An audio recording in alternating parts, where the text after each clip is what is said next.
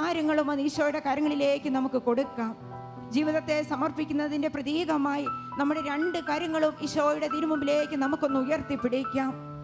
മറ്റാരും സഹായിക്കാനില്ലാതെ നിസ്സഹായതയിൽ നിന്ന ആ രോഗിയുടെ അടുത്തേക്ക് ഈശോ കടന്നു വന്ന് അവനെ അനുഗ്രഹിച്ചതുപോലെ ഈ രാത്രിയിൽ എൻ്റെ ജീവിതത്തിൻ്റെ കണ്ണുനീരിൻ്റെ അനുഭവങ്ങളിലേക്ക് ഇന്നും ജീവിക്കുന്നവനായ ദൈവം ഇറങ്ങി വരും. നമ്മുടെ ജീവിതങ്ങളെ, നമ്മുടെ സങ്കടങ്ങളെ, നൊമ്പരങ്ങളെ, രോഗാവസ്ഥകളെ, സാമ്പത്തിക തകർച്ചകളെ, കുടുംബത്തെക്കുറിച്ച് ഓർത്തുള്ള നൊമ്പരങ്ങളെ എല്ലാം ജീവിക്കുന്നവനായ കർത്താവിൻ്റെ കരങ്ങളിലേക്ക് സമർപ്പിച്ച് നമുക്ക് ഈശോയെ ഒന്ന് ആരാധിക്കാം. Hallelujah, hallelujah.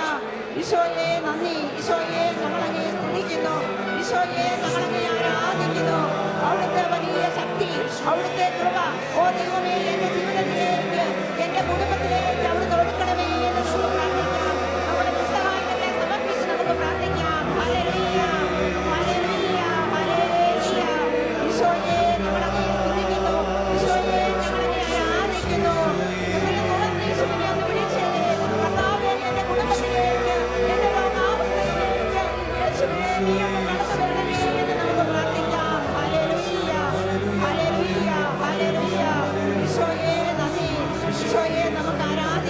അവിടുത്തെ നമുക്ക് സ്തുതിക്കാം. വളർന്നവന് ബലം നൽകുന്ന കർത്താവ്. യെശയ്യാ പ്രവാചകന്റെ പുസ്തകം 40-ാം അധ്യായം 29-ാം തിരുവചനത്തിൽ നാം ഇങ്ങനെ വായിക്കുന്നു: തളർന്നവൻ അവിടുന്ന് ബലം നൽകുന്നു, ദുർബലന് ശക്തി പകരുകയും ചെയ്യുന്നു. നമ്മുടെ എല്ലാ തളർച്ചകളെയും എല്ലാ ബലഹീനതകളെയും ഈശോയുടെ കരങ്ങളിലേക്ക് കൊടുത്ത് നമുക്ക് അവിടുത്തെ ആരാധിക്കാം. ഹല്ലേലൂയ. വീണാൽ കരം പിടിക്കുന്ന കരുണാമയനായ കർത്താവിന്റെ മുമ്പിലേക്ക് നമ്മുടെ ജീവിതങ്ങളെ സമർപ്പിച്ച് നമുക്ക് ആരാധിക്കാം. Hallelujah, hallelujah, hallelujah, hallelujah, hallelujah. ഗായ സംഘത്തോട് ചേർന്ന് അവിടുത്തെ നമുക്ക് സ്തുതിച്ച് ആരാധിക്കാം. വചനങ്ങൾ ഏറ്റുപാടി നമുക്ക് അവിടുത്തെ ആരാധിക്കാം. ഈ പ്രാർത്ഥനയുടെ നിമിഷങ്ങളിൽ നമ്മുടെ ജീവിതത്തിലേക്ക് ദൈവം ഇറങ്ങി വരും. നിശ്ചയമായും എന്നെ കാണുന്ന, എന്നെ അനുഗ്രഹിക്കുന്ന ഒരു ദൈവം എൻ്റെ ജീവിതത്തിലേക്ക്, എൻ്റെ പ്രാർത്ഥനാ നിയോഗങ്ങളിലേക്ക് ഇറങ്ങി വരും. വിശ്വാസത്തോടെ കരങ്ങളടിച്ച് സന്തോഷത്തോടെ നമ്മുടെ ജീവിതത്തെ അനുഗ്രഹിക്കുന്ന കർത്താവിനെ കരങ്ങളടിച്ച് അവിടുത്തെ നമുക്ക് ആരാധിക്കാം, സ്തുതിക്കാം. Hallelujah, hallelujah, hallelujah, hallelujah. ഈശോയെ നന്ദി. Hallelujah, hallelujah, hallelujah.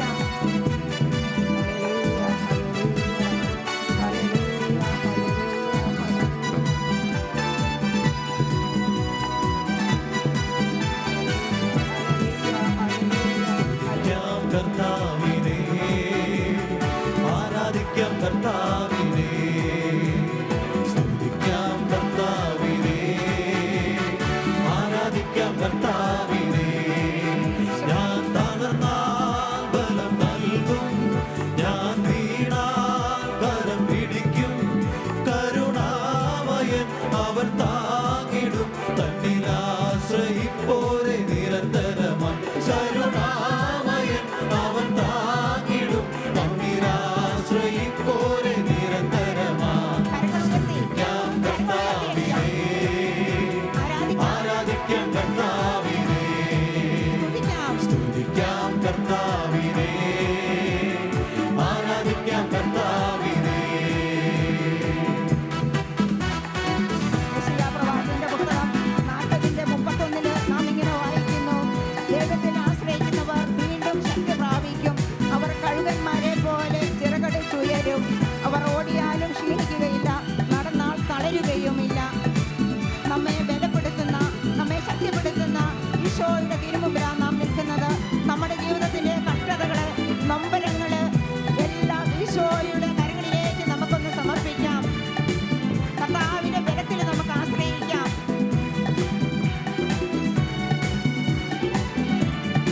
നമ്മുടെ ജീവിതത്തെ ഈശോയ്ക്കായി നമുക്ക് ഫലമേൽപ്പിക്കാം. എന്തെല്ലാം കഷ്ടതകൾ നേരിട്ടെന്നാലും എൻ്റെ കർത്താവിൻ ബലത്തിൽ ഞാൻ ആശ്രയിച്ചിടും. എന്തെല്ലാം ദുഃഖം എന്നെ നേരിട്ടിയാലും എൻ്റെ കർത്താവിൻ ബലത്തിൽ ഞാൻ ആശ്രയിച്ചിടും. എന്തെല്ലാം കഷ്ടതകൾ നേരിട്ടെന്നാലും എൻ്റെ കർത്താവിൻ ബലത്തിൽ ഞാൻ ആശ്രയിച്ചിടും. എന്തെല്ലാം ദുഃഖം എന്നെ നേരിട്ടിയാലും എൻ്റെ കർത്താവിൻ ബലത്തിൽ ഞാൻ ആശ്രയിച്ചിടും. കഴുകനെ പോൽ ഞാൻ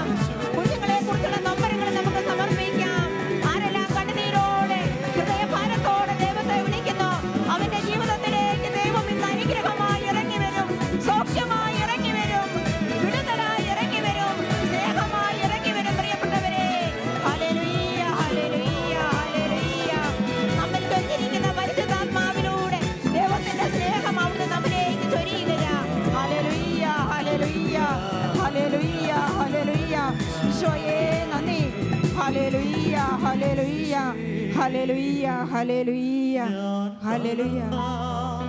ബലം നൽകും. ഞാൻ വീണാൽ കരം പിടിക്കും. കരുണാമയൻ അവൻ താങ്ങിടും. തന്നിൽ ആശ്രയിപ്പോരെ നിരന്തരമാ. കരുണാമയൻ അവൻ താങ്ങിടും. തന്നിൽ ആശ്രയിപ്പോരെ നിരന്തരമാ. ആശ്രയിക്കുന്നവരെ ഒരു നാളും ഉപേക്ഷിക്കാത്ത ദൈവത്തിൻ്റെ കരങ്ങളിലേക്ക് നമ്മുടെ ജീവിതങ്ങളെ നമുക്ക് ചേർത്ത് വെക്കാം.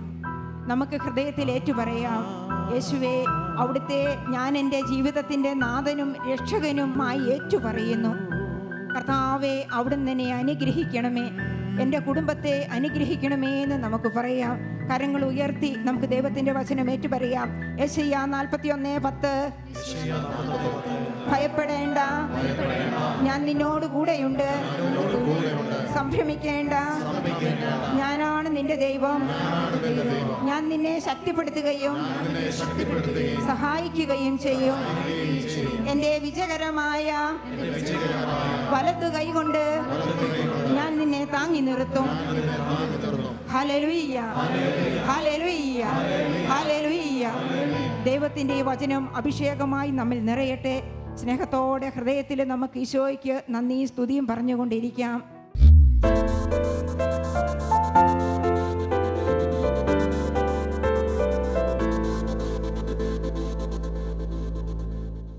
സുഭാഷിതങ്ങൾ പുസ്തകത്തിൽ 16-ാം അധ്യായത്തിൻ്റെ 1-ാം വാക്യം നമ്മളിങ്ങനെ വായിക്കുന്നു. മനുഷ്യൻ പദ്ധതികൾ വിഭജനം ചെയ്യുന്നു, അന്തിമ തീരുമാനം കർത്താവിൻ്റെ അത്ര. Hallelujah hallelujah. ഒരിക്കലും ഞാനിവിടെ ഈ വേദിയിൽ ഇന്ന് നിൽക്കാൻ ആഗ്രഹിച്ചതല്ല. തീർച്ചയായിട്ടും ദൈവത്തിൻ്റെ പദ്ധതിയാണ്. പ്രിയ സഹോദരങ്ങളെ, ഭാഷയ്ക്ക് ചില കുഴപ്പങ്ങളൊക്കെ ഉണ്ട്. കഴിഞ്ഞ 10-24 വർഷമായിട്ട് തമിഴ് മാത്രം പ്രസംഗിക്കുകയാണ്. മലയാളത്തിലെ പ്രസംഗമൊക്കെ നിർത്തിയിട്ട് 10-15 വർഷമായി. എങ്കിലും ദൈവം ബൈബിളിലൂടെ ഒരു കാര്യം നമ്മൾ ഓർമ്മിക്കുകയാണ്. 1 കൊരിന്ത്യർ 1-ാം അധ്യായത്തിൻ്റെ 17 നാം ഇങ്ങനെ വായിക്കുന്നു. ക്രിസ്തു എന്നെ അയച്ചത് സ്നാനം നൽകാനല്ല, സുവിശേഷം പ്രസംഗിക്കാനാണ്. എന്നാൽ വാഗ്വിലാസത്തോടെയല്ല, ആയിരുന്നെങ്കിൽ ക്രിസ്തുവിൻ്റെ കുരിശു വ്യർത്ഥമായിരുന്നു. ഹല്ലേലൂയ. അപ്പോൾ ചില കുഴപ്പങ്ങളും കുറവുകളും ഉണ്ടെങ്കിലും സ്വർഗത്തിലെ ദൈവം വഴി നടത്തും. പ്രിയ സഹോദരങ്ങളെ, ബഹുമാനപ്പെട്ട ബ്രദർ പരിചയപ്പെടുത്തിയതുപോലെ ജനിച്ചു വളർന്ന് പഠിച്ചെല്ലാം കോട്ടയം. എൻ്റെ പപ്പ 10 വയസ്സുള്ളപ്പം കേരളത്തിലേക്ക് കൂടി വന്ന ഒരു തമിഴ് കുടുംബത്തിലെ വ്യക്തിയാണ്. ലോകത്തിൽ ഞാൻ വിശ്വസിക്കുന്ന ദൈവമാണ് യഥാർത്ഥ ദൈവം എന്ന് വിശ്വസിച്ചു ആ ആചാരങ്ങളനുസരിച്ച് വളരെ ഭക്തിയോടുകൂടി ജീവിച്ച ഒരു വ്യക്തിയാണ്. യൗവനത്തിലേക്ക് കടന്നു വന്നു, ഒരു ജോലിയായി. അങ്ങനെ ജോലി നഷ്ടപ്പെട്ടപ്പോൾ മദ്യത്തിനും മയക്കുമരുന്നിനും അടിമയായി. ഈ ലോകത്തിലെ എല്ലാ മ്ലേച്ഛതകളും ജീവിച്ചു. നാട് വിട്ടുപോയി. നാട് വിട്ടുപോയ ഒരു വ്യക്തി എല്ലാ തിന്മയ്ക്കും അടിമപ്പെട്ട് ജീവിച്ചു. ഇന്ന് ഒറ്റ വാക്കിൽ പറയുകയാണെങ്കിൽ ഈ ഭൂമിയിൽ ജീവിക്കാൻ യാതൊരു യോഗ്യതയില്ലാത്ത ഏറ്റവും വലിയ പാപി. പൗലോസ് അപ്പോസ്തലൻ പറയുകയാണ്, പാപികളിൽ ഒന്നാമൻ. അങ്ങനെ ആ മ്ലേച്ഛകരമായ ജീവിതത്തിൽ ജീവിക്കുമ്പോൾ ഇടയ്ക്കിടയ്ക്ക് ഓർക്കും, എന്തിനാണ് നമ്മളിങ്ങനെ ജീവിക്കുന്നത്, ഇതിലും ഭേദം ഭരിക്കുന്നതാണ് എന്ന് ചിന്തിച്ച് 3 പ്രാവശ്യം ആത്മഹത്യക്ക് ശ്രമിച്ചു. എന്നാൽ അത്ഭുതകരമായിട്ട് രക്ഷപ്പെടുത്തി. എപ്പോഴും ചിന്ത ജീവിതം അവസാനിപ്പിച്ച് മരിക്കണം മരിക്കണം മരിക്കണം, ഇതാണ് ചിന്ത.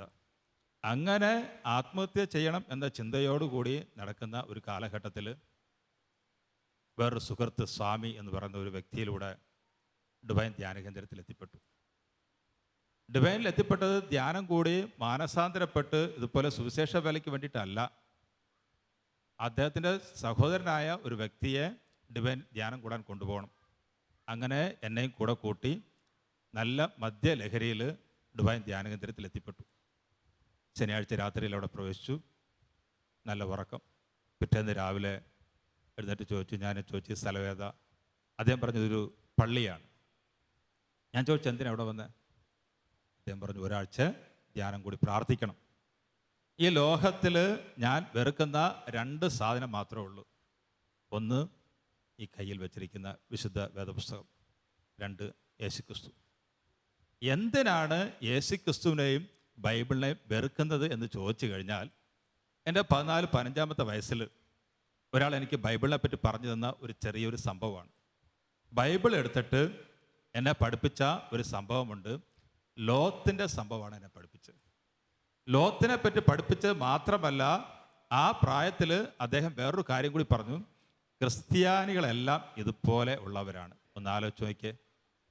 ലോത്തിൻ്റെ സംഭവത്തെപ്പറ്റി പഠിപ്പിച്ചിട്ട് എല്ലാ ക്രിസ്ത്യാനികളും ഇതുപോലെ ഉള്ളവരാണ് എന്ന് പറയുമ്പോൾ, ആ കൗമാരപ്രായത്തിൽ എന്താ ചിന്തിക്കുക? ഈ ലോകത്തിൽ ഒരിക്കലും പ്രത്യേകിച്ച് ക്രിസ്ത്യാനി ആകരുത്, ബൈബിൾ വായിക്കരുത്, ഏറ്റവും മോശമായ ഒരു വിശ്വാസം. മാത്രമല്ല, യേശുക്രിസ്തു എന്നെ സംബന്ധിച്ചിടത്തോളം ദൈവമേ അല്ല. എന്തുകൊണ്ടാണ്? ഒരിക്കലും ദൈവം മരിക്കത്തില്ല. ദൈവം ഒരിക്കലും മരിക്കത്തില്ല. അത്രയ്ക്കും വെറുത്ത ഒരു വ്യക്തിയാണ് ഞാൻ. ഉടനെ തന്നെ എഴുന്നേറ്റു, താഴേക്ക് നടന്നു. സെക്യൂരിറ്റി പുറത്തു വിട്ടില്ല. ഞാൻ എത്ര ശ്രമിച്ചിട്ടും പുറത്തു വിട്ടില്ല. നിവർത്തികേട് കൊണ്ട് മാത്രം ഡിവൈൻ ധ്യാന കേന്ദ്രത്തിൽ ഏറ്റവും പുറകിൽ നിന്ന് ഉറക്കം തൂങ്ങിയതാണ്. പ്രിയ സഹോദരങ്ങളെ, വൈകുന്നേരം ആകുമ്പോൾ പല സംഭവങ്ങളും അവിടെ നടക്കും. ഞങ്ങൾക്കറിയാം. വിശുദ്ധ എഴുന്നള്ളിച്ച് വെച്ച് രോഗശാന്തി പ്രാർത്ഥനയാണ്. അപ്പം ഇങ്ങനെ ക്യാൻസർ രോഗിയെ കർത്താവ് തൊടുന്നു, കൈയൊടിഞ്ഞാളെ കർത്താവ് തൊടുന്നു. ഇങ്ങനെ ഓരോ രോഗം വിളിച്ചു പറയുമ്പം ദൈവത്തെ ജനം മഹത്വപ്പെടുത്തുന്നു, കരങ്ങളടിക്കുന്നു, സ്തുതിക്കുന്നു. ആ കൂടെ അച്ഛനിങ്ങനെ വിളിച്ചു പറയും, ജോസഫിനെ തൊടുന്നു, മേരിയെ തൊടുന്നു എന്നൊക്കെ പറയുമ്പോൾ എനിക്ക് ഭയങ്കര ചിരിയ. കാര്യം എന്താ? നമ്മളകത്ത് വന്നപ്പോൾ 140 രൂപയും കൊടുത്ത് പേരും അഡ്രസ്സെല്ലാം എഴുതി കൊടുത്തിട്ടാണ് വന്നത്. അത് തന്നെയാണ് തിരിച്ച് അച്ഛൻ വായിക്കുന്നത്. അങ്ങനെ ചിന്തിച്ച ആ നിമിഷം ഒരു സംഭവം ഉണ്ടായി.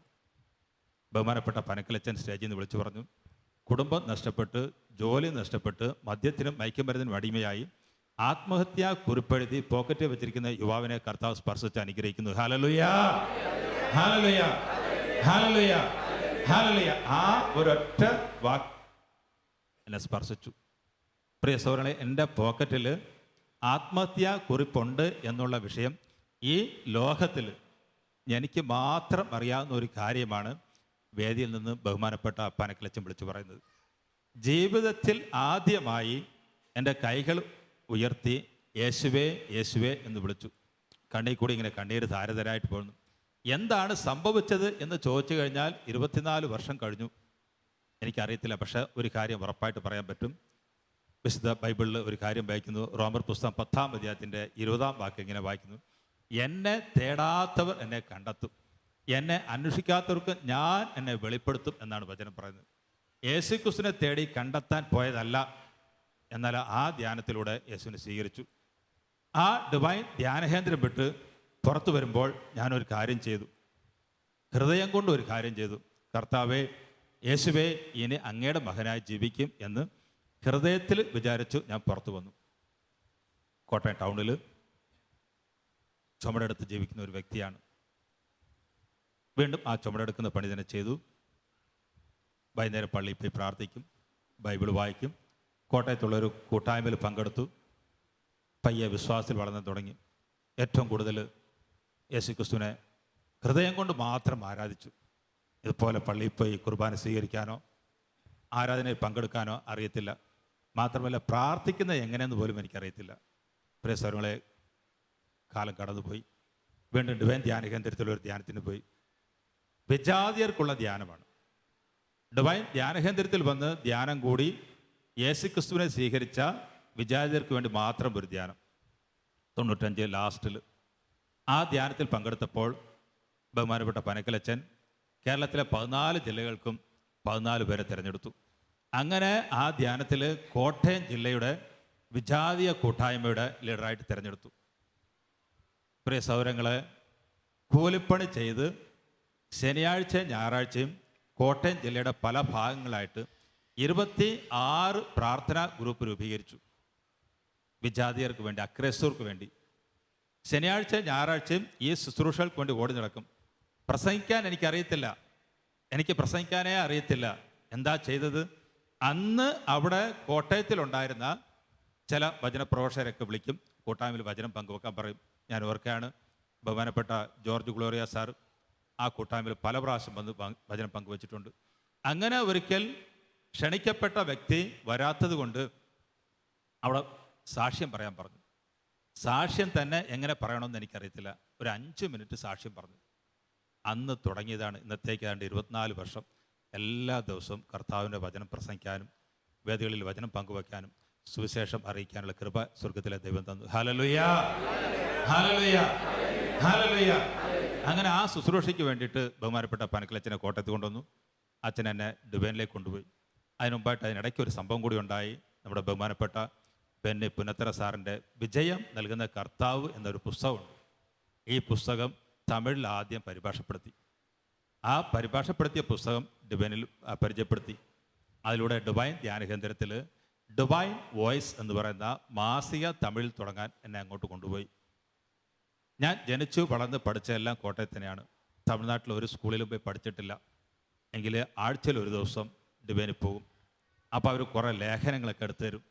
ഇതെല്ലാം കൊണ്ടുവന്ന് രാവിലെ തൊട്ട് വൈകുന്നേരം വരെ കൂലിപ്പണിയും ചെയ്ത് 2ാം നിലയ്ക്ക് പോകുന്ന ഒരു നടയുടെ താഴെ മണ്ണെണ്ണ വിളക്ക് വെച്ച് കിടന്ന് ആ മലയാള ലേഖനം തമിഴിലേക്ക് പരിഭാഷപ്പെടുത്തി അടുത്ത ബുധനാഴ്ച ഇതുപോലെ തന്നെ ഡിവൈനിൽ കൊണ്ട് കൊടുക്കും. അവരത് ടൈപ്പ് ചെയ്ത് കഴിഞ്ഞ ആഴ്ച കൊടുത്തത് ഈ ആഴ്ച പ്രൂഫ് റീഡ് നോക്കാൻ കൊടുക്കും. അങ്ങനെ ആഴ്ചയിൽ ഒരു ദിവസം ഡിവൈൻ ധ്യാന കേന്ദ്രത്തിലും ശനിയാഴ്ചയും ഞായറാഴ്ചയും കോട്ടയം ജില്ലയുടെ അക്രൈസ്തവ കൂട്ടായ്മകളിലും വചനം പങ്കുവച്ചും ബാക്കി 4 ദിവസം ചുമടെടുത്ത് ജീവിച്ചു. ഒരു 6-7 മാസം കഴിഞ്ഞപ്പോൾ തെലുങ്ക് സെക്ഷനിൽ ഒരു 1/2 മണിക്കൂർ സാക്ഷ്യം പറയാനായിട്ട് അനുവദിച്ചു. ഞാൻ മലയാളത്തിൽ പ്രസംഗിക്കുമ്പം കോട്ടയത്തുള്ള ഒരു ബഹുമാനപ്പെട്ട റവറൻറ്റ് സിസ്റ്റർ അത് തെലുങ്ക് ഭാഷയിലേക്ക് പരിഭാഷപ്പെടുത്തി. ദൈവകൃപയാൽ പെട്ടെന്ന് ആ ഭാഷ പഠിക്കാനും മനസ്സിലാക്കാനുള്ള കൃപ കിട്ടി. യാദൃശ്യമായിട്ട് ഒരു ദിവസം ആ സിസ്റ്റർ പറഞ്ഞു പനക്കലച്ചനോട്, അച്ഛാ ബ്രദർ പെട്ടെന്ന് ഭാഷ പഠിച്ചു. അച്ഛൻ പറഞ്ഞു നീ ഇപ്പോൾ തമിഴിൽ സാക്ഷ്യം പറയാൻ പറഞ്ഞു. അങ്ങനെ തമിഴിൽ സാക്ഷ്യത്തിന് കയറി. പിന്നെ അച്ഛൻ പറഞ്ഞു തമിഴിൽ തന്നെ ശുശ്രൂഷ ചെയ്യാനായിട്ട്. പ്രിയ സഹോദരങ്ങളെ, അങ്ങനെ തമിഴ് ധ്യാനഭാഗത്തിൻ്റെ ശുശ്രൂഷയ്ക്കായി കടന്നു വന്നു. കുട്ടികളുടെ ധ്യാനം, യുവജന ധ്യാനം, അങ്ങനെ വചനം പങ്കുവച്ചു. വലിയ ആൾക്കാർക്ക് ധ്യാനം നടക്കാനുള്ള അവസരം കിട്ടി. ഇന്നത്തേക്ക് തമിഴ്നാട്ടിൽ കന്യാകുമാരി മുതൽ ചെന്നൈ വരെ 32 ജില്ലയിലും പോണ്ടിച്ചേരിയിലും കർണാടക, ആന്ധ്ര, ഇന്ത്യക്ക് വെളിയിലും സ്വർഗത്തിലെ ദൈവം വചനം പങ്കുവച്ചാനായിട്ട് എത്തിച്ചു. ഹല്ലേലൂയ. കോട്ടയം ടൗണിൽ ചുമടെടുത്ത് കള്ളം കുടിച്ച് കടത്തിണേ കിടന്ന ഒരു ജീവിതമുണ്ടായിരുന്നു. ഈ കള്ളം കുടിച്ച് കടത്തിണേ കിടക്കുന്ന കാലത്ത് നമ്മൾ ആരും തിരിഞ്ഞു നോക്കത്തില്ല. അന്ന് ഒത്തിരി വിഷമമുണ്ടായിരുന്നു.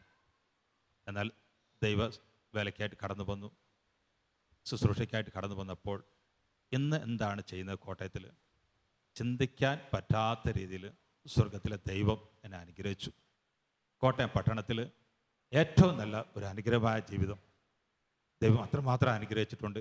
എങ്ങനെ പറഞ്ഞാലും തീരത്തില്ല, അത്രയും അനുഗ്രഹം ദൈവം തന്നിട്ടുണ്ട്. പ്രിയ സഹോദരങ്ങളെ, അതിനേക്കാൾ ഉപരിയായിട്ട് ഇന്ന് തമിഴ്നാട് മൊത്തം തമിഴ്നാട്ടിലെ പ്രധാനപ്പെട്ട ശുശ്രൂഷയിൽ ഒരാളായിട്ട് ദൈവം ഉയർത്തിയിട്ടുണ്ട്. നിങ്ങൾ എന്നെ കേൾക്കുന്ന ഈ സമയത്ത് നിങ്ങൾക്ക് പറയാനുള്ള ഒരൊറ്റ കാര്യമേ ഉള്ളൂ. എൻ്റെ ജീവിതം തകർന്നു, എൻ്റെ ഭാര്യ എന്തുകൊണ്ട് എന്നെ ഉപേക്ഷിച്ചു പോയി, എൻ്റെ ഭർത്താവ് എന്തുകൊണ്ട് എന്നെ ഉപേക്ഷിച്ചു പോയി, എന്തുകൊണ്ട് എൻ്റെ ബിസിനസ് പോയി, എന്തുകൊണ്ട് എനിക്ക് ജോലി നഷ്ടപ്പെട്ടു, എനിക്ക് എന്തുകൊണ്ട് കർത്താവെ ഇത് സംഭവിച്ചു എന്ന് ചിന്തിച്ചിരിക്കുന്ന സഹോദര സഹോദരി, ഒരു കാര്യം ഓർക്കുക, ദൈവം അറിയാതെ നിങ്ങളുടെ ജീവിതത്തിൽ ഒന്നും സംഭവിച്ചിട്ടില്ല. Hallelujah, hallelujah. ഇന്നലെ കേൾക്കുന്ന സഹോദര സഹോദരിയെ ഒരുപക്ഷെ ഇവിടെ നിൽക്കുമ്പോൾ ഇതുപോലെ ജോലി നഷ്ടപ്പെട്ട്, അല്ലെങ്കിൽ കുടുംബം നഷ്ടപ്പെട്ട്, അല്ലെങ്കിൽ ബിസിനസ് നഷ്ടപ്പെട്ട് ഒന്നുമില്ലാത്ത നിൽക്കുന്ന അവസ്ഥയിൽ ഒരു പക്ഷേ നിങ്ങൾ ആത്മഹത്യയെപ്പറ്റി ചിന്തിച്ചിരിക്കുന്ന വ്യക്തിയായിരിക്കാം. പ്രിയ സഹോദര സഹോദരി, നിങ്ങൾ ആത്മഹത്യ ചെയ്യേണ്ട വ്യക്തികളല്ല. ദൈവം നിങ്ങളെ പ്രത്യേകം തിരഞ്ഞെടുത്തിരിക്കുകയാണ്. നിങ്ങളുടെ ദൈവം വൻ കാര്യങ്ങൾ ചെയ്യും. തമിഴ്നാട്ടിൽ പള്ളിക്കൂടത്തിൽ പോലും പോകാത്ത, ഭാഷ പഠിക്കാത്ത എന്നെക്കൊണ്ട് ദൈവം വന്ന് തമിഴ്നാട്ടിൽ അനേക ശുശ്രൂഷകൾ, അതിനേക്കാൾ ഉപരിയായിട്ട് 6 തമിഴ് മാസിക തുടങ്ങാനുള്ള കൃപ സ്വർഗത്തിലെ ദൈവം തന്നു. 6 തമിഴ് മാസിക, ആത്മീയമായിട്ട് തമിഴ് ജനങ്ങൾക്ക് വേണ്ടിയിട്ട് 6 മാസിക തുടങ്ങാനുള്ള കൃപ ദൈവം തന്നു. ആ 6 മാസിക സഹായിക്കാനുള്ള കൃപ ദൈവം തന്നു. ഇന്ന് ഒരു ദിവസം 365 ദിവസത്തിൽ വചനം പറയാത്ത ഒരു ദിവസം പോലുമില്ല. കഴിഞ്ഞ 15-18 വർഷങ്ങളായിട്ട് എല്ലാ ദിവസവും ഈ ബൈബിളുമായിട്ട് ഏതെങ്കിലും ഒരു സ്ഥലത്ത് 10 പേർക്കെങ്കിലും വചനം പങ്കുവെക്കാനുള്ള കൃപ ദൈവം തന്നു. Hallelujah, hallelujah, hallelujah. നമ്മൾ ബൈബിളിലൂടെ വായിക്കുകയാണ്.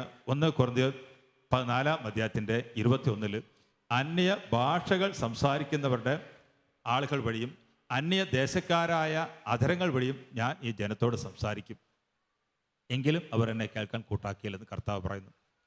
ഇന്ന് ഞങ്ങൾ തമിഴ്നാട്ടിൽ നിന്ന് ഇവിടെ വന്ന് ജീവിച്ച തമിഴ് കുടുംബത്തിൽപ്പെട്ടവരാണ്. ഇങ്ങനെ ഈ ബൈബിളുമായിട്ട് പ്രാർത്ഥനയ്ക്ക് വരുമ്പോൾ ഒത്തിരി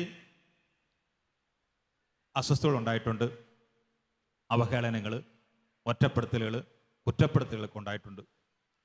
മാത്രമല്ല പറഞ്ഞു, ഈ ബൈബിളുമായിട്ട് പോകുന്നത് ഒത്തിരി ലാഭമുള്ള ഒരു പരിപാടിയാണ്, വിദേശത്ത് നിന്നൊക്കെ പണമൊക്കെ കിട്ടും, ഇത് തട്ടിപ്പാണ് എന്നൊക്കെ പറഞ്ഞു. ഒന്നുമല്ല, ഒന്നും കണ്ടോണ്ടല്ല ഞാൻ ഈ ബൈബിൾ കയ്യിലെടുത്തത്.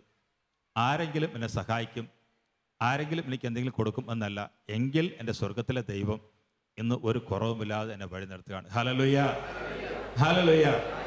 എൻ്റെ ബുദ്ധി എന്താണെന്ന് ചോദിച്ചു കഴിഞ്ഞാൽ, യേശുക്രിസ്തു നേരിട്ട് ഇറങ്ങി വന്ന്, രാജേന്ദ്ര ഞാനാണ് യേശുക്രിസ്തു, നീ എന്നെ വിശ്വസിക്കുക എന്ന് പറഞ്ഞാൽ പോലും ഞാൻ വിശ്വസിക്കത്തില്ല. അത്രയ്ക്കൊരു ബുദ്ധിയാണ് എൻ്റെ ബുദ്ധി. എന്നാൽ ജോലി നഷ്ടപ്പെട്ടു, മ്ലേച്ഛതയ്ക്ക് അടിമയായി ജീവിച്ചു, യേശുവിലേക്ക് കടന്നു പോന്നു. എന്തുകൊണ്ടാണ് എനിക്ക് തകർച്ച സംഭവിച്ചത് എന്ന് ചിന്തിച്ച് ഒരു പക്ഷേ നിങ്ങളിരിക്കാം. നമുക്ക് എല്ലാവർക്കും അറിയാം, 2004 ഡിസംബർ 26 എന്ന് ചോദിച്ചു കഴിഞ്ഞാൽ ഒരു പക്ഷേ നിങ്ങൾ പെട്ടെന്ന് ഉത്തരം പറഞ്ഞില്ലെങ്കിലും ഒരു കാര്യം നിങ്ങൾ ഓർക്കണം, അന്നാണ് സുനാമി ഉണ്ടായത്. ഒരിക്കലും നമുക്ക് മറക്കാൻ പറ്റത്തില്ല, അല്ലേ? അന്നാണ് എൻ്റെ മാമോദിസ.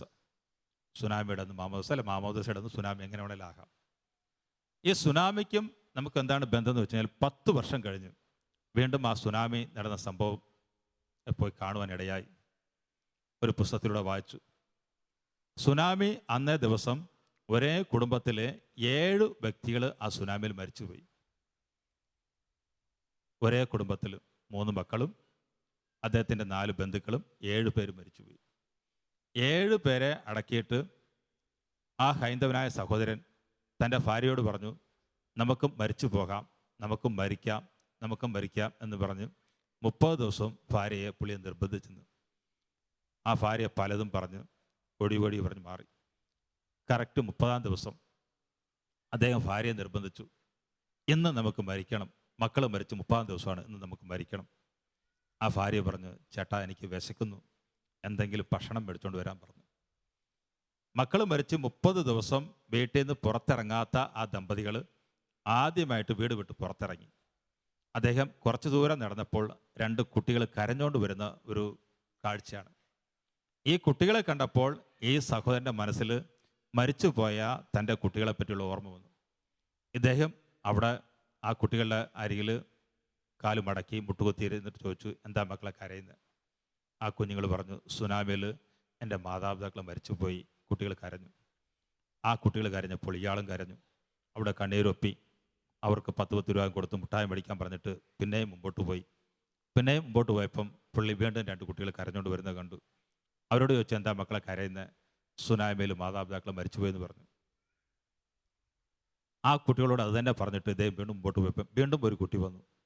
ആ കുട്ടിയും പറഞ്ഞു, സുനാമിയിൽ മാതാപിതാക്കൾ മരിച്ചുപോയെന്ന്. പ്രിയ സഹോദരങ്ങളെ, ആഹാരം മേടിക്കാനായിട്ട് വീട് വിട്ട് ഇറങ്ങി വന്ന ആ ദമ്പതികൾ ആഹാരം മേടിക്കാതെ തന്നെ വീട്ടിലേക്ക് തിരിച്ചു വന്നു. വെറും 10 മിനിറ്റ് കൊണ്ട് ആ ഭാര്യയും ഭർത്താവും ഒരു കാര്യം ചിന്തിച്ചു, ഈ ഗ്രാമത്തിൽ സുനാമിയിൽ മാതാപിതാക്കൾ നഷ്ടപ്പെട്ട മക്കൾ ഇഷ്ടം പോലെയുണ്ട്, നമുക്കോ മക്കളെല്ലാം നഷ്ടപ്പെട്ടു. ഇനി നമ്മൾ ആർക്ക് വേണ്ടിയിട്ടാണ് ജീവിക്കുന്നത്? ആർക്കും ജീവിക്കാനില്ല എന്ന് ചിന്തിച്ചു. എന്നാൽ മാതാപിതാക്കളില്ലാത്ത മക്കളെ നമുക്കെടുത്ത് വളർത്താം എന്നും ആ ഭാര്യയും ഭർത്താവും മാത്രം ചിന്തിച്ചു തീരുമാനിച്ചു. 1 മണിക്കൂർ കൊണ്ട് ആ ഗ്രാമത്തിലെ 36 കുട്ടികളെ അവർ വീട്ടിലേക്ക് കൊണ്ടുവന്നു. ബന്ധുക്കളും കൂട്ടുകാരും എല്ലാം ഓടി വന്ന് പറഞ്ഞു, നീ വേണ്ടാത്ത പണിയാണ് ചെയ്യുന്നത്. അവരത് കൂട്ടാക്കിയില്ല, അവർ വളർത്താൻ തുടങ്ങി. 3 വർഷം കഴിഞ്ഞ് അവർക്കൊരു കുട്ടി ജനിച്ചു. വീണ്ടും 3 വർഷം കഴിഞ്ഞ് വീണ്ടും ഒരു കുട്ടി ജനിച്ചു. അദ്ദേഹം ആ 2 കുട്ടികളെയും ഈ 36 കുട്ടികളെയും ഇരുത്തിയിട്ട് ഒരു ഫോട്ടോയ്ക്ക് പോസ്റ്റ് കൊടുത്ത് തമിഴ്നാട്ടിലെ ഒരു വലിയ മാഗസിനിൽ ആ വലിയ ഫോട്ടോ ഫീച്ചറായിട്ട് വന്നു. അദ്ദേഹത്തിൻ്റെ ഇതെല്ലാം എഴുതിയിരിക്കുകയാണ്. അതിൻ്റെ അവസാനമായിട്ട് അദ്ദേഹം ഒരു വാക്ക് പറഞ്ഞു, അതാണ് എന്നെ സ്പർശിച്ചത്. എന്ന് നിങ്ങളുടെ മുമ്പിൽ പറയാൻ കാരണം അദ്ദേഹം പറഞ്ഞ വാക്കിതാണ്.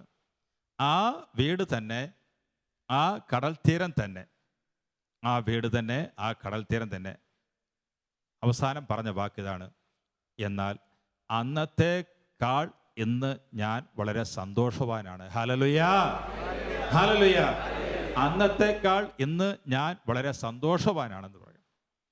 30 ദിവസവും ആത്മഹത്യയെപ്പറ്റി മാത്രം ചിന്തിച്ച ഒരു വ്യക്തി ഇന്ന് 38 കുട്ടികളുടെ പിതാവാണ്, 38 മക്കളുടെ പിതാവാണ്. 3 മക്കളെ ഒരേ നിമിഷം നഷ്ടപ്പെട്ടു. എന്നാൽ 10 വർഷം കഴിഞ്ഞ് 38 കുട്ടികളുടെ പിതാവാണ്. അദ്ദേഹം പറയാണ്, ഇന്ന് ഞാൻ വളരെ സന്തോഷവാനാണ്. പ്രിയ സഹോദരങ്ങളെ, നിങ്ങൾക്കത് പറയാൻ കാര്യം, ആ കുടുംബം ജീവിതത്തിൻ്റെ അവസാന ഘട്ടത്തിലായിരുന്നു. 38 മക്കളുടെ മാതാപിതാക്കളായി.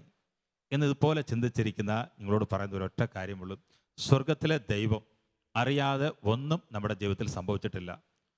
സ്വർഗത്തിലെ ദൈവം അറിയാതെ ഒന്നും നമ്മുടെ ജീവിതത്തിൽ സംഭവിച്ചിട്ടില്ല. വളരെ വ്യക്തമായിട്ട് പറയുന്നു, നിങ്ങളുടെ തലയിലെ ഓരോ തലമുടിയുടെയും എണ്ണപ്പെട്ടിരിക്കുന്നു. തലയിലെ ഓരോ തലമുടിയുടെയും എണ്ണപ്പെട്ടിരിക്കുന്നു എന്ന് പറഞ്ഞാൽ എന്താണ് അർത്ഥം? നമ്മൾ ചെയ്യുമ്പോൾ ഒരു മുടി താഴെ വീണാൽ പോലും കർത്താവിനറിയാം. കർത്താവിനറിയാം. ഞാൻ ചിന്തിച്ചു പോവുകയാണ്. ഞാൻ ആദ്യം പറഞ്ഞല്ലോ, സുഭാഷിതങ്ങൾ 16:1 പറഞ്ഞല്ലോ, മനുഷ്യൻ പദ്ധതികൾ വിഭാവനം ചെയ്യുന്നു, അന്തിമ തീരുമാനം കർത്താവിൻ്റെയാണ്. ഞാനിന്ന് ഓർക്കാണ് ഈ ഷാലോം ഷാലോം ഷാലോം 20-25 വർഷമായിട്ട് മനസ്സിൽ ഓർക്കാണ്. ആദ്യകാലങ്ങളിൽ ഞാനിവിടെ എൻ്റെ ബയോഡാറ്റയൊക്കെ അയച്ചു കൊടുത്തിട്ടുണ്ടായിരുന്നു 10-12 വർഷം മുമ്പ്. പക്ഷെ ക്ഷണിച്ചില്ല. എന്നാൽ ഇന്ന് ഞാൻ ആഗ്രഹിക്കാത്ത ഒരു നിമിഷത്താണ് ദൈവം ഇവിടെ എത്തിച്ചിരിക്കുന്നത്. എന്തിനാ ആഗ്രഹിക്കാത്തത്? ഷാലോം TV, ഞാൻ തമിഴ്നാട്ടിലെ ശുശ്രൂഷകനാണ്. തമിഴിൽ ദൈവകൃപയാൽ അനുഗ്രഹിച്ചു, ഒത്തിരി ശുശ്രൂഷകളുണ്ട്. എന്നാൽ ആഗ്രഹിക്കാത്ത ഒരു നിമിഷം ദൈവം ഇവിടെ എത്തിച്ചിട്ടുണ്ടെങ്കിൽ ഇതിൻ്റെ പിന്നിൽ ദൈവത്തിൻ്റെ പദ്ധതിയുണ്ട്.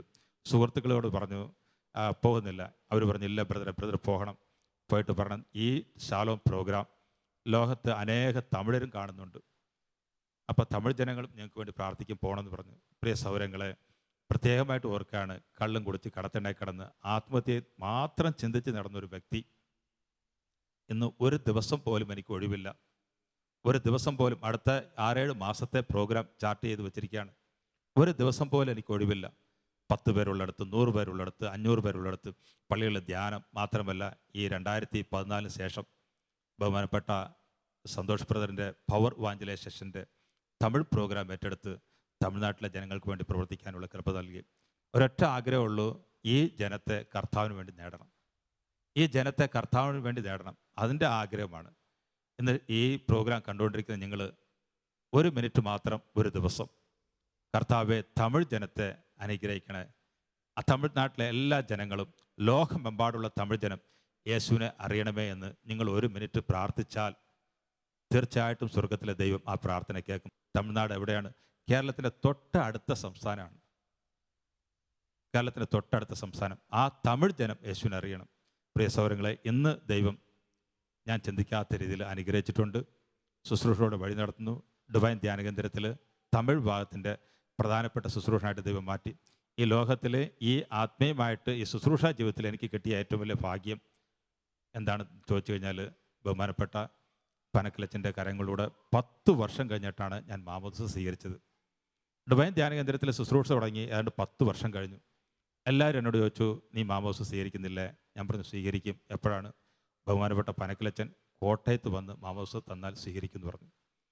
അതുപോലെ തന്നെ ബഹുമാനപ്പെട്ട പനക്കിലച്ചൻ കോട്ടയത്ത് വന്ന് മാമോദിസ നൽകി. അടുത്ത ദിവസം തന്നെ ബഹുമാനപ്പെട്ട നായ്ക്കമ്പറമ്പിലച്ചനോട് ആദ്യ കുർബാന സ്വീകരിക്കാനുള്ള കൃപ ദൈവം തന്നു. Hallelujah, hallelujah, hallelujah. അതുപോലെ തന്നെ ഇന്നലെ ഇവിടെ വരാനായിട്ട് ഒരുങ്ങി നിൽക്കുമ്പോൾ ബഹുമാനപ്പെട്ട നായ്ക്കമ്പറമ്പിലച്ചനെയും പനക്കിലച്ചനെയും കണ്ട് അനുഗ്രഹം മേടിച്ചു. ഈ ശുശ്രൂഷ ജീവിതത്തിൽ നിങ്ങളോട് പറയുന്ന ഒരൊറ്റ കാര്യമേ ഉള്ളൂ, ഏത് അവസ്ഥയിലാണെങ്കിലും ദൈവം ഉയർത്തും. നിങ്ങളിന്ന് കള്ളും കുടിച്ച് ഒന്നുമില്ലാത്ത ഈ പ്രോഗ്രാം കണ്ടുകൊണ്ടിരിക്കുന്ന, ഒരു പക്ഷേ ടി വിയിലൂടെ കണ്ടുകൊണ്ടിരിക്കുന്ന സഹോദര സഹോദരി, നിങ്ങളൊന്നുമില്ലാത്ത അവസ്ഥയിലാണ് എങ്കിലും ദൈവം കൂടെയുണ്ട്. ഒന്നുമില്ലാത്ത നിങ്ങളെ ദൈവം ഉയർത്തും. ദൈവം അത്ഭുതകരമായിട്ട് ഉയർത്തും. ദൈവം അത്ഭുതമായിട്ട് ഉയർത്തും. എന്താ ബൈബിളിൽ നമ്മൾ വായിക്കുന്നു? 1 സെക്കൻഡ് മതി ദൈവം ഉയർത്താനായിട്ട്. ഒരു സെക്കൻഡ് ദരിദ്രനെ സമ്പന്നനാക്കാൻ ദൈവത്തിന് ഒരു നിമിഷം മതി. ദരിദ്രനെ സമ്പന്നനാക്കാൻ ദൈവത്തിന് ഒരു നിമിഷം മതി. ഏതവസ്ഥയാണെങ്കിലും ദൈവത്തെ സ്വീകരിക്കുക പൂർണ്ണമായിട്ട്. ദൈവത്തിന് വേണ്ടിയിട്ട് നിങ്ങളുടെ ജീവിതത്തെ സമർപ്പിക്കുക. ദൈവത്തിന് വേണ്ടി സമർപ്പിക്കുമ്പോൾ ദൈവം ഉയർത്തും. പ്രിയ സഹോദരങ്ങളെ, പൂർണ്ണമായിട്ട് ദൈവത്തിന് വിട്ടുകൊടുക്കുക. ഞാൻ ചെയ്ത ഒരൊറ്റ കാര്യമുള്ളൂ, യേശുവെ അങ്ങയുടെ മകനായി ജീവിക്കും. ആ തീരുമാനമെടുത്തു.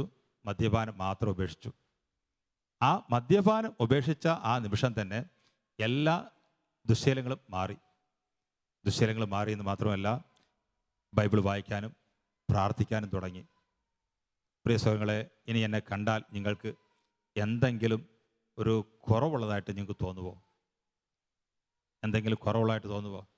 ഇല്ല.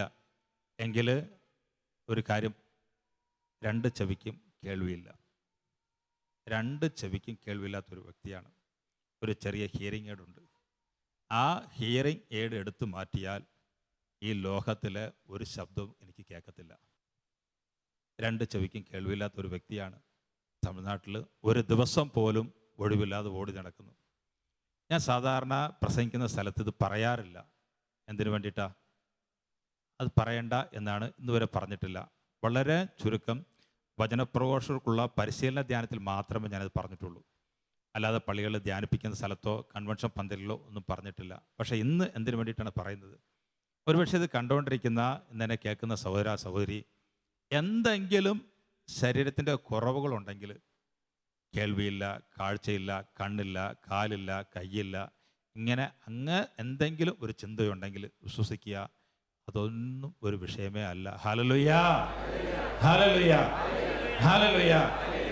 സ്വർഗത്തിലെ ദൈവം നിങ്ങളെ ഉയർത്തി നിങ്ങളെ അനുഗ്രഹിക്കുമ്പോൾ അതൊരു ഭയങ്കര അനുഗ്രഹമായിരിക്കും. നമ്മൾ ബൈബിളിൽ വായിക്കുന്ന സങ്കീർത്തന പുസ്തകം 113 അധ്യായത്തിൻ്റെ 6, 7, 8 വാക്യങ്ങൾ നമ്മളിങ്ങനെ വായിക്കുന്നു. അവിടുന്ന് കുനിഞ്ഞ് ആകാശത്തെയും ഭൂമിയെയും നോക്കുന്നു. അവിടുന്ന് ദരിദ്രനെ പൊടിയിൽ നിന്നും ഉയർത്തുന്നു, അഗതിയെ ചാരക്കൂനയിൽ നിന്നും ഉദ്ധരിക്കുന്നു. അവരെ പ്രഭുക്കന്മാരോടൊപ്പം തൻ്റെ ജനത്തിൻ്റെ പ്രഭുക്കന്മാരോടൊപ്പം ഇരുത്തുന്നു. Hallelujah, hallelujah, hallelujah. ഈ വചനം എൻ്റെ ജീവിതത്തിൽ മാത്രമുള്ള സംഭവമാണ്. ഈ വചനം ഇന്ന് എൻ്റെ ജീവിതത്തിൽ മാത്രമുള്ള ഒരു വചനമാണ്. എന്തുകൊണ്ടാണ്? ഇന്ന് ഒന്നുമില്ലാതെ വെറും കടത്തിണ്ടായി കിടന്ന ഒരു വ്യക്തിയെ ദൈവം ഉയർത്തിയത് കൊണ്ട് മാത്രമായില്ല, ഒരു വിശ്വാസിയായിട്ടല്ല, ഇന്നൊരു ശുശ്രൂഷകനായിട്ട് ഉയർത്തി. മാത്രമല്ല, ഇന്ന് തമിഴ്നാട്ടിൽ അഭിവന്ധ്യ പിതാക്കന്മാരോടൊപ്പം അനേകം വേദികളിൽ വചനം പങ്കുവെക്കാനും അവരോടൊപ്പം ഒരു പല കാര്യങ്ങൾ ചർച്ച ചെയ്യാനും ഇന്ന് തമിഴ്നാട് സുവിശേഷവൽക്കരണത്തിന് വേണ്ടിയിട്ട് പല ശുശ്രൂഷകൾ നടത്താനുള്ള കൃപ ദൈവം തന്നു. എത്ര ഒരു അത്ഭുതകരമായിട്ടൊരു വാക്കാണ്. നോക്കിയേ, അവിടുന്ന് വളരെ വ്യക്തമായിട്ട് പറയണേ, അവിടുന്ന് കുനിഞ്ഞ് ആകാശത്തെയും ഭൂമിയെയും നോക്കുന്നു. അവിടുന്ന് ദരിദ്രനെ പൊടിയിൽ നിന്നും അഗതിയെ ചാരക്കൂനതയിൽ നിന്നും. അഗതികളായിട്ടാണ് ഞങ്ങൾ എൻ്റെ പിതാവ് തമിഴ്നാട് വിട്ട് കേരളത്തിലേക്ക് വന്നത്. അഗതികളായിട്ടാണ് വന്നത്. എങ്കിലും സ്വർഗത്തിലെ ദൈവം ഉയർത്തി. എന്ന് നിങ്ങളുടെ മുമ്പിൽ നിൽക്കുമ്പോൾ അപ്പോൾ ദൈവം അത്ഭുതകരമായിട്ട് ഒരു കാര്യം ചെയ്തിരിക്കുകയാണ് എൻ്റെ ജീവിതത്തിൽ. യെശയ്യാ പുസ്തകം 55 അധ്യായത്തിൻ്റെ അതിൻ്റെ 4, 5 വാക്യം ഇങ്ങനെ വായിക്കുന്നു. ഇതാ, ഞാൻ അവനെ ജനതകൾക്ക് സാക്ഷിയും നേതാവും അധിപനുമാക്കിയിരിക്കുന്നു. നിനക്ക് അജ്ഞാതമായ ജനതകളെ നീ വിളിച്ചുകൂട്ടും. നിന്നെ അറിയാത്ത ജനതകൾ നിന്റെ അടുക്കൽ ഓടിക്കൂടും. എന്തെന്നാൽ നിന്റെ ദൈവമായ കർത്താവ് ഇസ്രായേലിന്റെ പരിശുദ്ധൻ നിന്നെ മഹത്വപ്പെടുത്തിയിരിക്കുന്നു. Hallelujah, hallelujah, hallelujah. ഈ വചനം എൻ്റെ ജീവിതത്തിൽ പൂർത്തിയാകുകയാണ്. കോട്ടയത്തിൽ ജനിച്ചു വളർന്ന ഒരു വിജാതീയനായ അക്രൈസ്തവനായ ഒരു വ്യക്തി ഇന്ന് തമിഴ്നാട്ടിൽ അനേകം സ്ഥലങ്ങളിൽ ചെന്ന് ക്രിസ്തീയ വിശ്വാസത്തിലുള്ളവരെ വിളിച്ചു കൂട്ടുന്നു, അവർക്ക് വചനം പങ്കുവെക്കുന്നു. ഈ വചനം കൂടി എൻ്റെ ജീവിതത്തിൽ യാഥാർത്ഥ്യമാകണം. ഇന്ന് എനിക്ക് തമിഴ്നാട്ടിൽ വേറെ ബന്ധങ്ങളോ അല്ല ക്രിസ്തീയ വിശ്വാസത്തിലുള്ള ആരുമായിട്ട് ഒന്നുമില്ല. പക്ഷെ ശുശ്രൂഷകനായതിനു ശേഷം കുറേ നല്ല ബന്ധങ്ങൾ കിട്ടി. പക്ഷെ അതിലൂടെ ഇങ്ങനെ പറയണേ, വളരെ വ്യക്തമായിട്ട് അനേകരെ വിളിച്ചു കൂട്ടാനും നേതാവും അധിപനും സാക്ഷിയാക്കി മാറ്റിയിരിക്കുകയാണ്. പ്രിയ സഹോദരങ്ങളെ, നിങ്ങളോട് പറയുന്ന ഈ കാര്യങ്ങളുള്ളൂ. വിശ്വസിക്കുക, ദൈവം നിങ്ങളെ ഉയർത്തും. എങ്ങനെയാണ് വിശ്വസിക്കുന്നത്? അബ്രഹാം വിശ്വസിച്ചു. വീടും നാടും ബന്ധങ്ങളും എല്ലാം ഉപേക്ഷിച്ച് പോയി. അവിടെ വളരെ വ്യക്തമായിട്ട് നമ്മൾ വായിക്കുകയാണ് അബ്രഹാമിൻ്റെ വിശ്വാസത്തെപ്പറ്റി. റോമർ പുസ്തകം 4 അധ്യായം 18, 19, 20 വായിക്കുകയാണ്. പ്രതീക്ഷയ്ക്ക് സാധ്യത ഇല്ലാതിരുന്നിട്ടും പ്രതീക്ഷയോടെ അവൻ വിശ്വസിച്ചു. പ്രതീക്ഷയ്ക്ക് സാധ്യത ഇല്ലാതിരുന്നിട്ടും പ്രതീക്ഷയോടെ അവൻ വിശ്വസിച്ചു. 100 വയസ്സായ തൻ്റെ ശരീരം മൃതപ്രായമായിരിക്കുന്നു എന്നും സാറായുടെ ഉദരം വന്ധ്യമാണെന്നും അറിയാമായിരുന്നിട്ടും അവൻ്റെ വിശ്വാസം ദുർബലമായില്ല. വിശ്വാസമില്ലാത്തവനെ പോലെ ദൈവത്തിൻ്റെ വാഗ്ദാനത്തിനെതിരായി അവൻ ചിന്തിച്ചുമില്ല. മറിച്ച് ദൈവത്തെ മഹത്വപ്പെടുത്തിക്കൊണ്ട് അവൻ വിശ്വാസത്താൽ ശക്തി പ്രാപിച്ചു. Hallelujah, hallelujah. വളരെ വ്യക്തമായിട്ട് അബ്രഹാമിൻ്റെ ബുദ്ധി പറയുന്നുണ്ട്, എടാ മണ്ട, സാറായിക്ക് പ്രായമായി, സാറയുടെ ഗർഭപാത്രം മരിച്ചിരിക്കുന്നു, ഒരിക്കലും സാറായി കുഞ്ഞുണ്ടാകത്തില്ല. ബുദ്ധി വളരെ വ്യക്തമായിട്ട് വിളിച്ചു പറയുന്നുണ്ട്. പക്ഷേ അബ്രഹാം എന്താണ്, ഹൃദയം കൊണ്ട് വിശ്വസിച്ച് ഇല്ല, എൻ്റെ ദൈവം പറഞ്ഞു കുഞ്ഞിനെ നൽകുമെന്ന്. അതുപോലെ തന്നെ കേൾക്കുന്ന സഹോദര സഹോദരി, ഒരു പക്ഷേ ഇതുപോലെ തന്നെ നിങ്ങൾക്ക് ഒരിക്കലും കുഞ്ഞിനെ ലഭിക്കത്തില്ല എന്ന് ഏതെങ്കിലും ഒരു ഡോക്ടർ പറഞ്ഞിട്ടുണ്ടെങ്കിൽ ആ വാക്കെടുത്ത് കളയുക. ഏതെങ്കിലും ഒരു ഡോക്ടർ പറഞ്ഞിട്ടുണ്ടോ ഒരിക്കലും നിങ്ങളുടെ ഈ രോഗം സൗഖ്യപ്പെടത്തില്ല, ഒരിക്കലും നിനക്ക് ജോലി കിട്ടത്തില്ല, ഒരിക്കലും നിന്റെ കടഭാരം മാറത്തില്ല, ഒരിക്കലും നിനക്ക് ഈ പ്രശ്നത്തിൽ നിന്ന് വിടുതൽ കിട്ടത്തില്ല എന്ന് ഈ ലോകത്തിൽ ഏതെങ്കിലും വ്യക്തി നിങ്ങളെ പറഞ്ഞിട്ടുണ്ടെങ്കിൽ അതിലല്ല നിങ്ങൾ വിശ്വസിക്കേണ്ടത്. സ്വർഗത്തിലെ ദൈവത്തെ വിശ്വസിക്കുക. ദൈവത്തിന് അസാധ്യമായതൊന്നുമില്ല. എത്ര വലിയ പ്രശ്നമാണെങ്കിലും എത്ര വലിയ രോഗമാണെങ്കിലും സ്വർഗത്തിലെ ദൈവം നിങ്ങളെ അനുഗ്രഹിക്കും. നിങ്ങൾ വിശ്വസിക്കേണ്ട സ്വർഗത്തിലെ ദൈവത്തിൻ്റെ വാഗ്ദാനത്തിലാണ്. സാറായുടെ ഗർഭപാത്രം യാതൊരു ഇതുമില്ല, അതിന് മാർഗമില്ല. പക്ഷേ ആബ്രഹാം വിശ്വസിച്ചു. ആബ്രഹാം വിശ്വസിച്ചു, നീതിയായിട്ട് പരിഗണിക്കപ്പെട്ടു. വിശ്വസിക്കുക, മനുഷ്യൻ പറഞ്ഞ എല്ലാ വാക്കുകളും ഉപേക്ഷിക്കുക. ജോലിയില്ല, മക്കളില്ല, കടഭാരമാണ്, വീടില്ല, എല്ലാ കാര്യങ്ങളും ഉപേക്ഷിക്കുക. സ്വർഗത്തിലെ ദൈവം നിമിഷ നേരം കൊണ്ട് നിങ്ങളെ അനുഗ്രഹിക്കും. നിമിഷ നേരം കൊണ്ട്, ഒരു സെക്കൻഡ് കൊണ്ട് ദൈവം നിങ്ങളെ അനുഗ്രഹിക്കും. വിശ്വസിക്കുക. എന്നെ കേൾക്കുന്ന സഹോദരങ്ങളെ, അനുഗ്രഹിക്കുന്ന ഒരു ദൈവമാണ് നമ്മുടെ ദൈവം. നിങ്ങളെ വിളിച്ചിരിക്കുന്നത് അനുഗ്രഹിക്കാൻ വേണ്ടിയിട്ടാണ്. ലോകത്തിൻ്റെ ഏത് മൂലയിൽ നിന്നും ഈ പ്രോഗ്രാം കണ്ടുകൊണ്ടിരിക്കുന്ന സഹോദര സഹോദരി വിശ്വസിക്കുക. വിശ്വസിച്ചാൽ ദൈവത്തിൻ്റെ മഹത്വം ദർശിക്കും. യോഹന്നാൻ്റെ സുവിശേഷത്തിൽ 11-ാം അധ്യായത്തിൽ നമ്മൾ വായിക്കുന്നു, യേശുക്രിസ്തു ലാസറുടെ കല്ലറയുടെ അഴയ്ക്ക് വന്ന് പറയുകയാണ്, വിശ്വസിച്ചാൽ ദൈവത്തിൻ്റെ മഹത്വം ദർശിക്കും. ഈ നിമിഷം എന്നെ കേൾക്കുന്ന സഹോദര സഹോദരി തമിഴ്നാടിന് വേണ്ടി യാചിക്കുക, എനിക്ക് വേണ്ടി ഒരു മിനിറ്റ് പ്രാർത്ഥിക്കുക. നമുക്ക് കണ്ണുകളടയ്ക്കാം. കണ്ണുകളടച്ച് കരങ്ങൾ നെഞ്ചോട് ചേർത്ത് വെക്കാം. പൂർണ്ണമായിട്ട് വിശ്വസിക്കുക. ആബ്രഹാമിനെ നിങ്ങളുടെ ഹൃദയത്തിൽ കൊണ്ടുവരിക. ആബ്രഹാമിനെ നിങ്ങളുടെ ഹൃദയത്തിൽ കൊണ്ടുവരിക. ആബ്രഹാമിനെ ഹൃദയത്തിൽ കൊണ്ടുവരിക. സാറയുടെ ഗർഭപാത്രം, അവിടെ ഗർഭപാത്രം മരിച്ചതുപോലെ ചത്തതുപോലെയാണ്, നിർജ്ജീവമാണ്, ഒരിക്കലും കുഞ്ഞുണ്ടാകത്തില്ല എന്ന് ആബ്രഹാമിൻ്റെ ബുദ്ധി പറഞ്ഞപ്പോൾ ആബ്രഹാമിൻ്റെ ഹൃദയം പറഞ്ഞു, ഇല്ല, എൻ്റെ ദൈവം എനിക്ക് കുഞ്ഞിനെ നൽകും.